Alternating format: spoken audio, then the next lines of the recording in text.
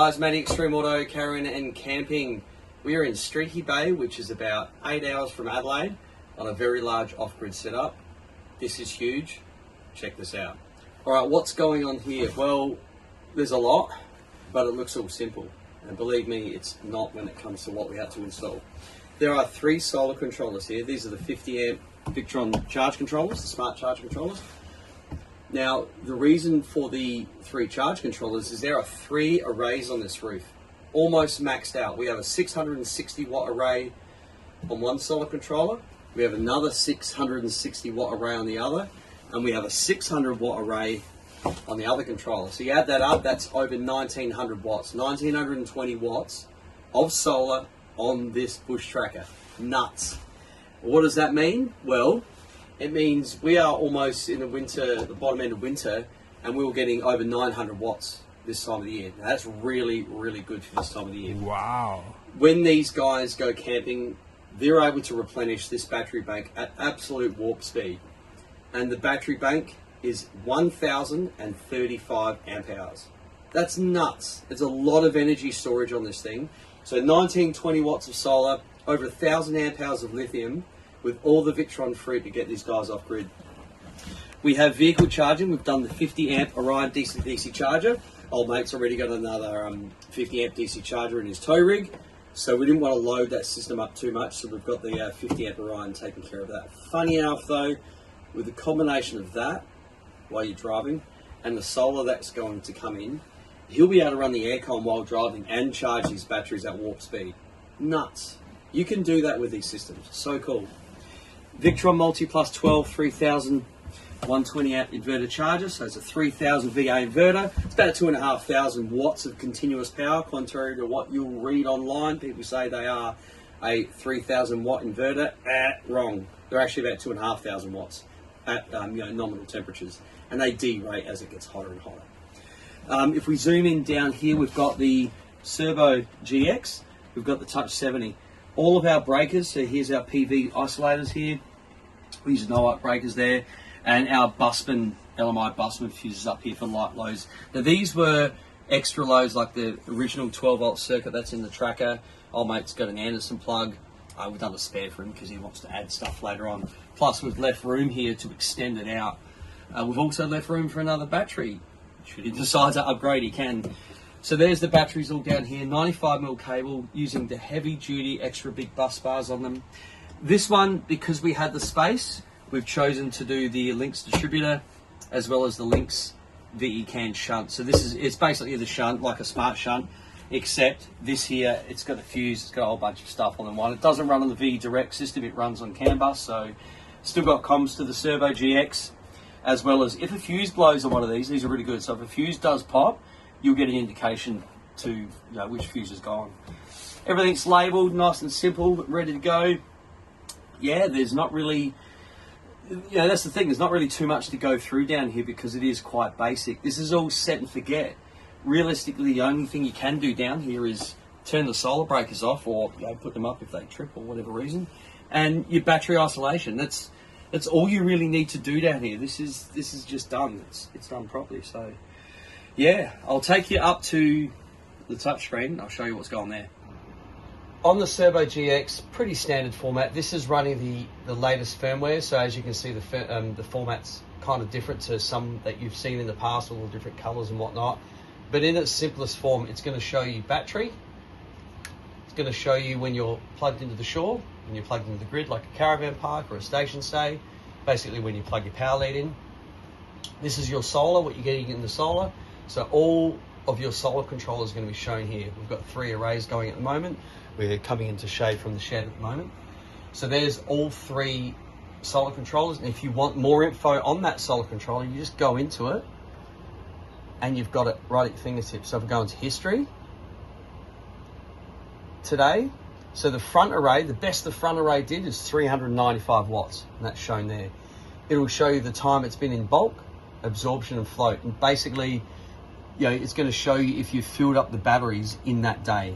You'll get to see it. Plus, you've got like a month's worth of history here. You can bring up a chart. It's pretty detailed. You can get right into it. Press that one. Oh, there's no chart because there's no history. All right, back to solar yield alternators. when you plug in the vehicle, that's what's happening here. Now, if you click that, you're going to see your input and output voltages. You can see the amount of current coming from the vehicle when it's running. So that's just plugged in now, getting a little trickle charge.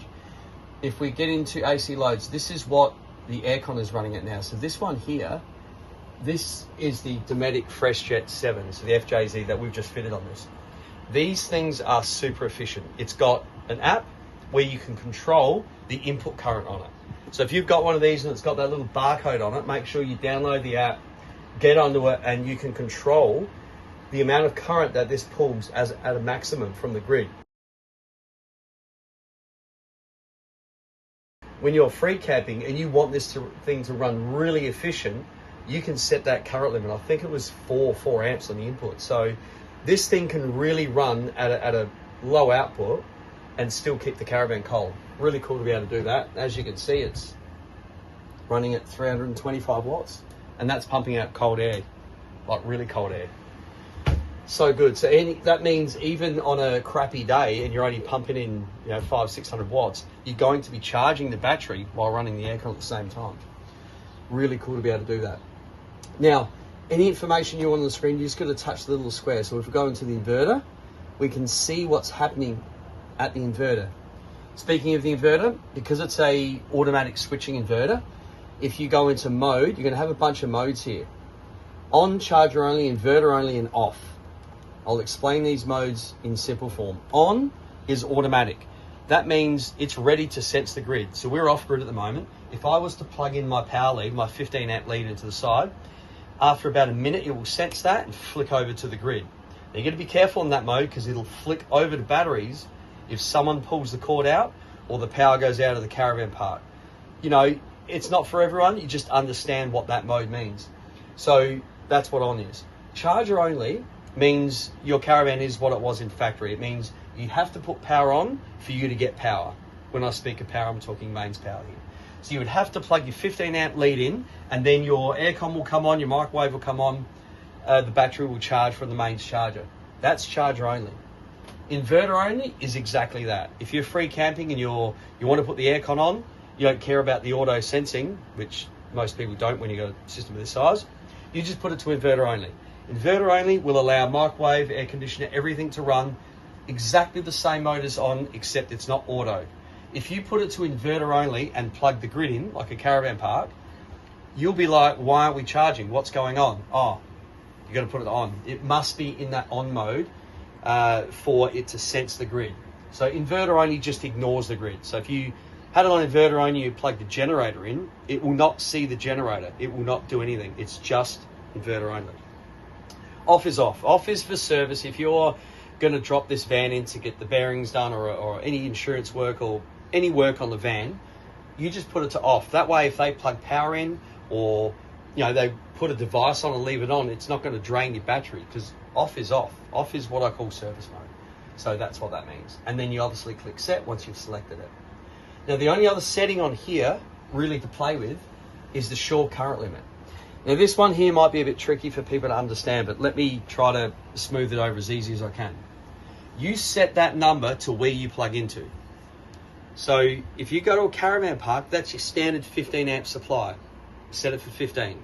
If you go to a station state and you use one of your little amphibian converters, a little 10 amp converter, set it for 10. If you've got a Honda generator that's, I don't know, like a 2.0, they're about 8-bit amps, set it for 8 amps. What it means is it's a current limit. It's a choking device. It will not pull more from the grid than what you set it at. If you set it at 8, it'll not go above 8. If you do run a device that pulls more than 8 amps, like a kettle, it will use the battery power to supplement it. So 8 will come from the grid and whatever will come from the batteries, the rest of it. This is like a generator on top of a generator. It's a very smart system to be able to do that. So set it for 10 amps, it's going to pull 2,500 watts from the grid. Set it for 15, there's your 3,500 watts. So it just maximizes what you can do. It also stops people's circuit breakers going off.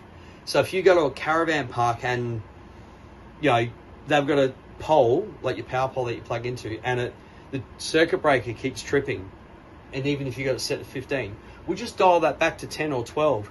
It just means you're not pulling as much energy from their PowerPaul. Very cool to be able to do that. Same thing with station stays. You know, I mentioned in one of my old videos, we were in Yardie Creek, and when you check in at Yardie Creek Homestead, they give you a form to fill out, and it says do not pull more than 6 amps because they run a big generator at that station. And you know, I'm outside with the induction cooker with my air fryer cooking like all this fish I caught, and old mate come around the quad and he's told me off. And I said, it's okay, mate, I've got a Victron smart system. He straight over his head. I said, it's okay, I've set it for 6 amps. I'm only pulling 6 from the grid. He still didn't understand it, so I just had to shut down what I was doing. Anyway, the point is I was only able to set that at 6 amps because I've got a system like this. So I could still run the whole show. I had the aircon going, air fryer, running everything, and I was only using 6 amps from the grid. Really cool. This generator loved it. That's that one. Pretty much the only other things to tell you about this is if you add sensors and stuff to it, like if you add Mopica water tank sensors, if you add groovy tags like temperature sensors and stuff, you can go to town and put them all over this thing. If you want one in the fridge, freezer, drawer fridge, wherever, it'll show you the sensing. Now we, as a standard, will always put one in the system area, which is reading 21 degrees at the moment, which is pretty much what it is in here. So that's the area down there. All right, let's do some stuff. I might whack on the microwave. We've got the aircon running. We'll keep it going. And we'll put something in the microwave. We've got a toaster here too. Put him in there. And we'll go, so aircon's on, we'll go, put that on. Toaster on, so we've got toaster going, microwave going, aircon going. Let's look at the screen. So our AC loads here are 2170 watts, and the actual energy coming out of the batteries is 148, 150 amps. There we go. So we've got 3 pretty heavy devices running at the same time. Oh, this toaster hasn't been used in a while. A bit dusty. Let that run.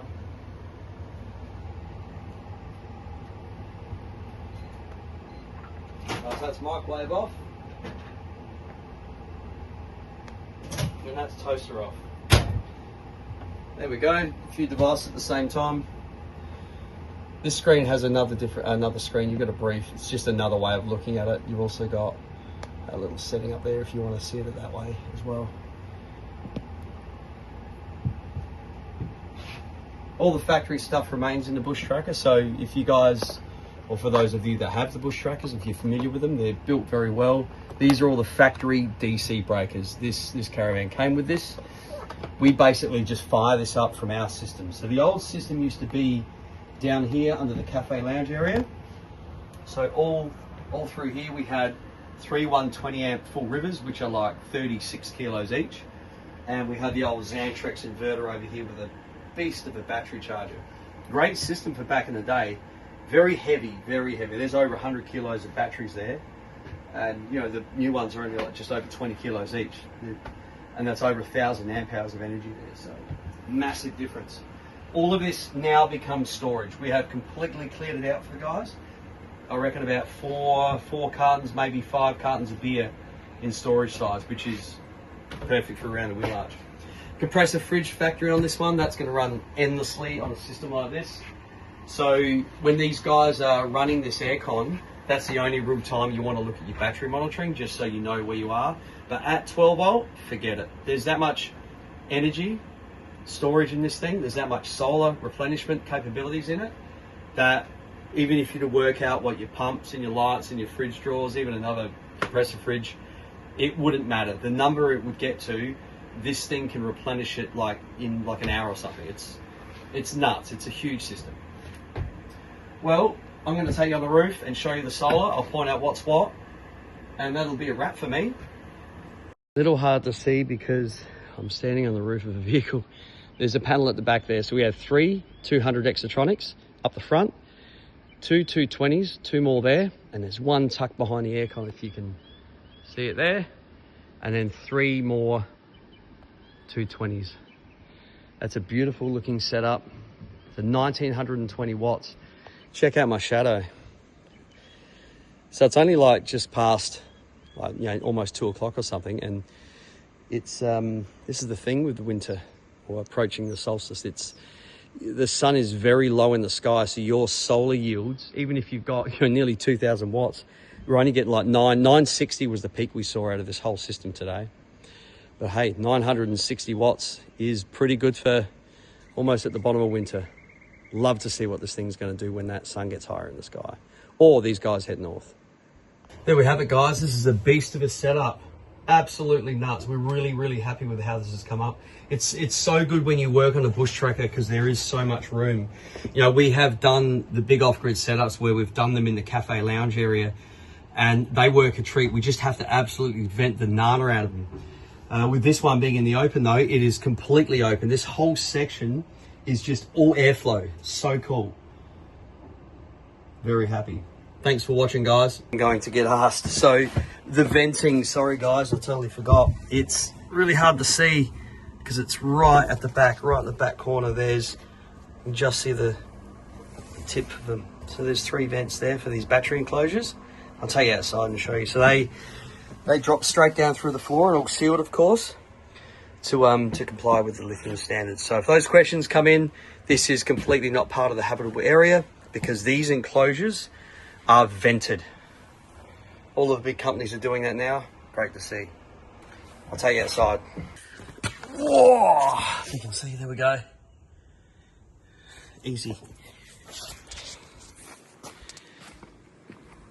Beautiful rig.